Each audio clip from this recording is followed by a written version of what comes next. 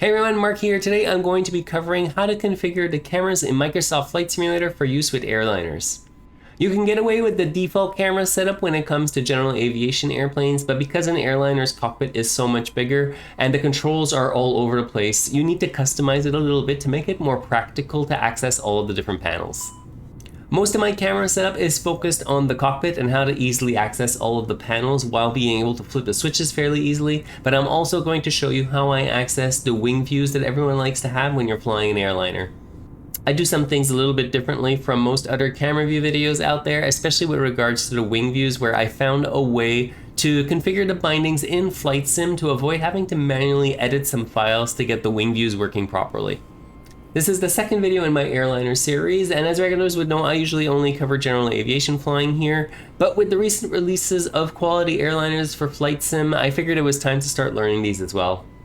I'm covering this from the ground up, and the first video actually looked at how to install and configure the fly-by-wire A320, as well as how to pick an airport and gate that makes sense for that airplane, so check that out if you haven't already.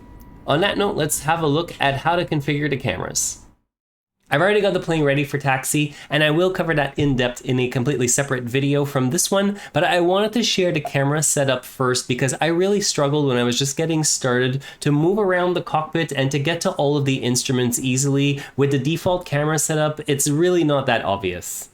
So the first thing you can obviously do is you can just use the mouse and scroll wheel to look around the cockpit and reach up for any instruments that you might need. The problem with that is that you're at an angle. You can see it right now, like from the flying position, and I'm looking over at the instrument panel. It's not going to be easy to switch the different levers properly and to get them into the right position, and it's kind of hard to read them as well because I'm at an angle and I've got to tilt my head a little bit.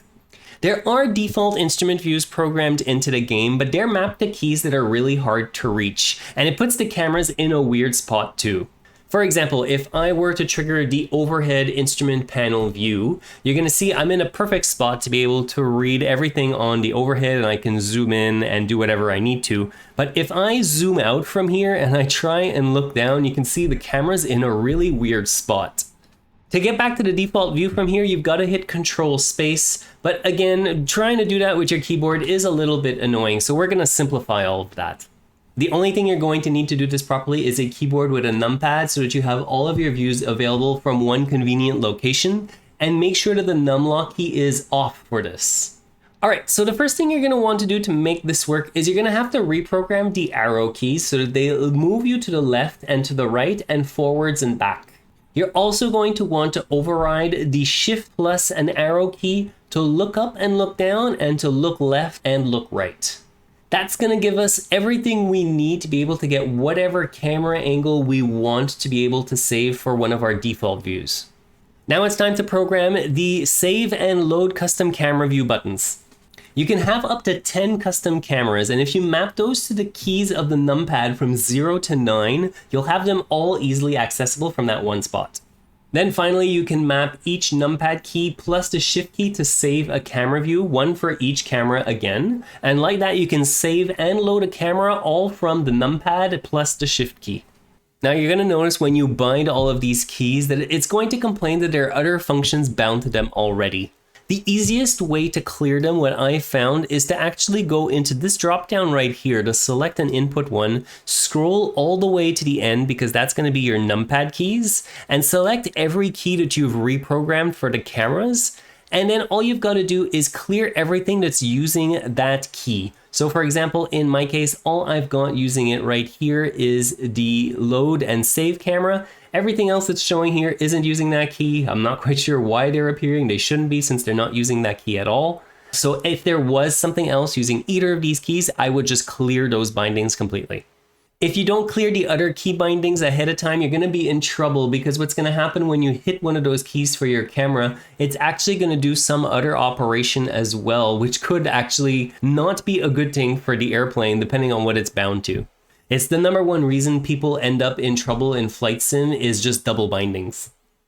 Now that the bindings for all of the different keys for loading and saving cameras are done, it's time to actually go ahead and figure out where we actually want the cameras.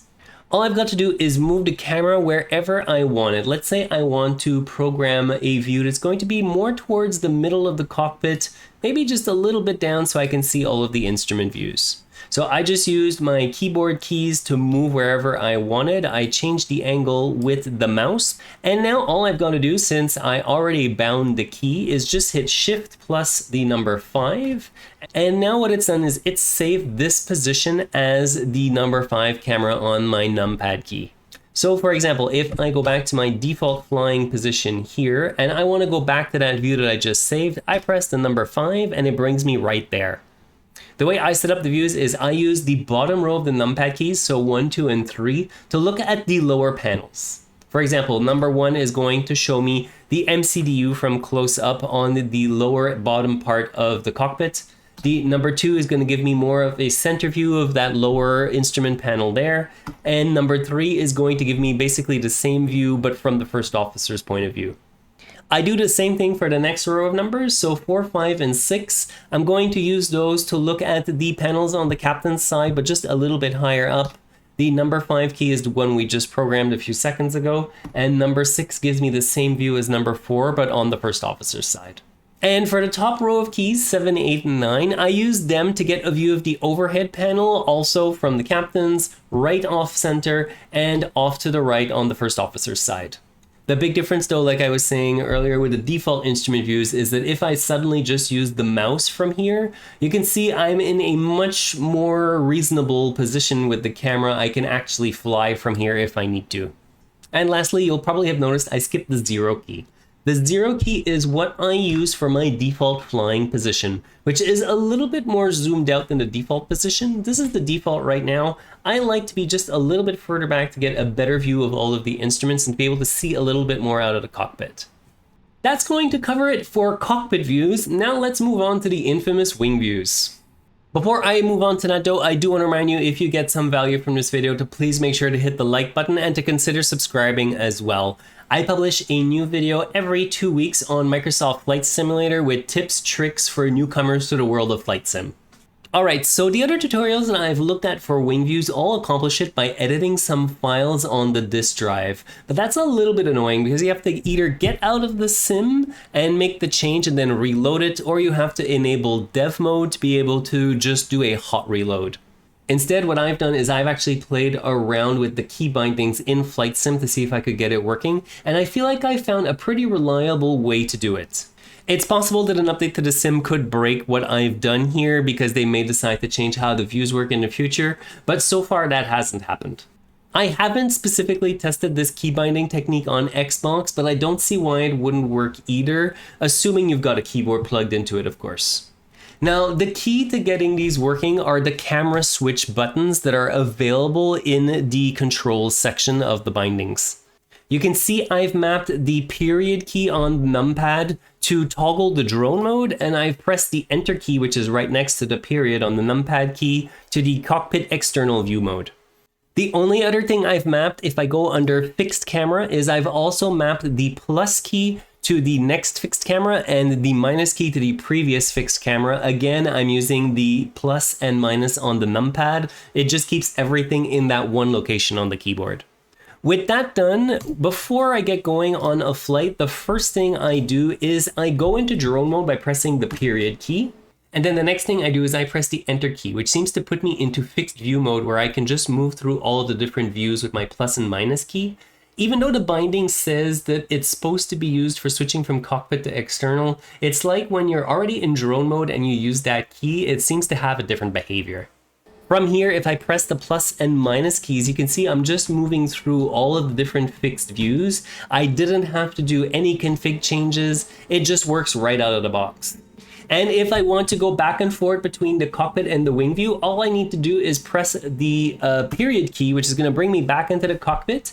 And when I'm back in the cockpit, all of my views from the cockpit continue to work as expected. And then let's say I want to go back to the wing view, I just have to press the period key again, and I'm back at the view that I was just looking at a couple seconds ago. I can move to another one if I want, or whatever I want to do. All right, that's pretty much going to cover it for views with airliners in Microsoft Flight Sim. I hope you got some value from this video, and if you did, please make sure to hit the like button and also subscribe as well. I'll see you soon for another airliner video. In the meantime, I'll probably be off building some Lego airliners with my son. See you soon.